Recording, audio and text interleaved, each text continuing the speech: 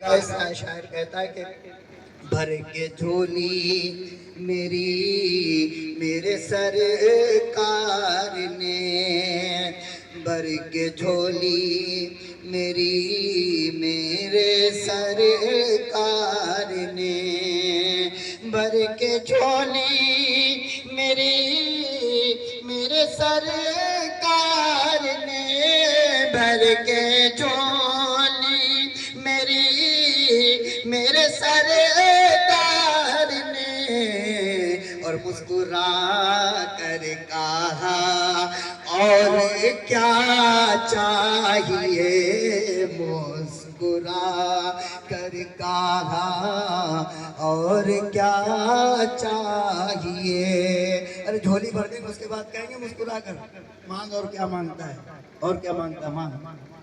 یہ تو میرے آقا کی جو ہے شان ہے۔ اعلیٰ حضرت فرماتے ہیں کون دیتا ہے دینے کو منہ چاہیے، کون دیتا ہے دینے کو منہ چاہیے، دینے والا ہے سچا ہمارا نبی، ہے نا۔ تو آقا کے در پر جو ہے جب بندہ مانگتا ہے تو رب کریم نے ایسی عنایتیں اپنے محبوب صلی اللہ علیہ وسلم کو ایسی قدرت اور ایسی شان عطا فرمائی ہے۔ اس کے بعد شاعر کہتا ہے جب مانگتا ہے تو کیا مانگتا ہے، بڑے پیارے انداز میں مانگتا ہے۔ اب کہتا ہے آپ اپنی، ابھی تک مانگا نہیں تھا شاعر نے، 3 شعر ہو گئے، ابھی شاعر نے مانگا نہیں، اب مانگ رہا ہے۔ اب دیکھو مانگ کیا رہا ہے، مانگ کتنی بڑی چیز رہا ہے۔ ہم کیا مانگیں گے، مانگیں گے وہ مل جائے، بہت آج کے دور کی جو سب سے اچھی 4 ویلر ہو وہ مل جائے، پلاٹ مل جائے، باغات مل جائے، ہے نا، یہ مل جائے وہ مل جائے، سب کچھ مل جائے، مگر جو مل جانا چاہیے اس کو نہیں مانگیں گے۔ لیکن شاعر سکھا رہا ہے دیکھو جب بڑی بارگاہوں میں مانگنے کی باری آئے تو خالی دنیا نہ مانگو۔ میں یہ نہیں کہہ رہا ہوں کہ گاڑی نہ مانگنا، عہدہ نہ مانگنا، تم جو ہو دولت نہ مانگنا، تم کاروبار نہ مانگنا، تم اولاد نہ مانگنا، مانگنا، مگر دیکھو شاعر کہہ رہا ہے کہ جب مانگنے کو ملے تو پھر دیکھو کیا مانگنا۔ کہتا کہ آپ اپنی غلامی کے دے دے سند، آقا اپنی غلامی کی دے دے سند، آپ اپنی غلامی کی دے دے سند، آپ اپنی غلامی کی دے دے سند، اس سے بڑھ کر بھلا اور کیا چاہیے، اس سے بڑھ کر بھلا اور کیا چاہیے۔ یہ سند کوئی آسان ہے،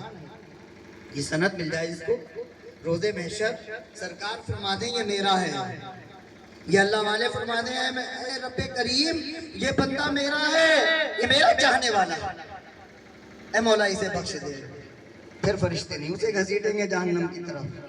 ہے نا۔ یہ سند کوئی آسان سند نہیں ہے، یہ سند وہ ہے کہ جنہیں دیکھ کے شیطان بھی راستہ بدل لیتا۔ حضرت عمر فاروق اعظم رضی اللہ تعالیٰ عنہ کے صاحبزادے امام حسن امام حسین رضی اللہ تعالیٰ عنہ کے ساتھ کھیل رہے، حسین کہہ رہے ہیں کوئی بات ہو گئی تو آپ نے بچپن میں کہہ دیا کہ جو ہے جاؤ، ارے تمہارے باپ تو میرے نانا کے غلام ہیں۔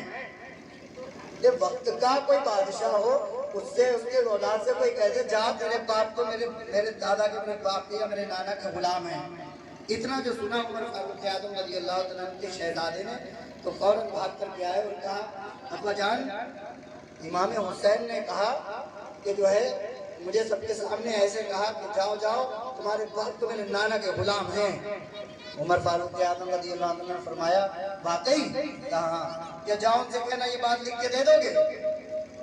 جو کیا ہے امام حسین نے جو کہا ہے یہ بات لکھ کے دے دو گے، کیا جاؤ گئے جا کر کے کیا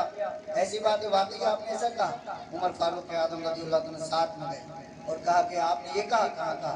کہ شہزادے لکھ کے دے دو، لکھ کے دے دو ہم تمہارے آقا کے غلام ہیں، لکھ کے دے دو۔ لکھ دیا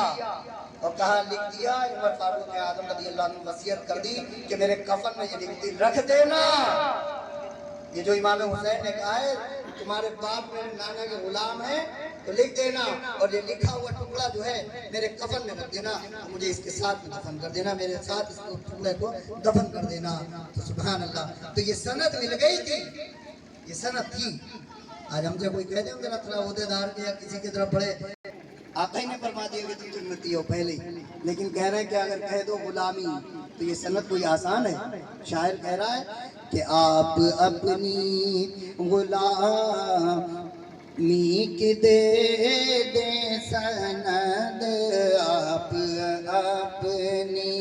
غلامی کی دے دیں سند، غلامی کی دے دے سند، آپ اپنی غلامی کی دے دے سند، اس سے بڑھ کر بھلا اور کیا چاہیے، اس سے بڑھ کر بھلا اور کیا چاہیے، ہم کو اپنی طلب سے سوا چاہیے۔ تو ہم کو وہ غلام ہیں، ہمیں آقا کی سنت کیا، ہمیں غریب نواز فرما دے کہ یہ میرا ہے، تمہارے لیے کام ہو جائے نا، غریب نواز بھی کہہ دیں کہ یہ میرا غلام ہے، ہمارا کام ہو جائے۔ حاجی عبدالوحید میاں رحمۃ اللہ تعالیٰ علیہ روز محشر رب کریم کی عطا سے اگر یہ فرما دیں یہ میرا ہے، میرا عرس منانے والا ہے، اے مولا یہ ایمان والا ہے، تو پھر میرا انشاءاللہ بیڑا پار ہو جائے گا۔ مگر پیارے اسلامی بھائی، بس پھر وہی کام کریں جو ان کی رضا والے کام ہیں۔ تو ہمیں سیکھنے کو ملا، مانگیں، دنیا بھی مانگیں، لیکن تقویٰ بھی مانگیں، پرہیزگاری بھی مانگیں، دین بھی مانگیں، خالی دنیا مانگ کر کے جو ہے اپنے معاملہ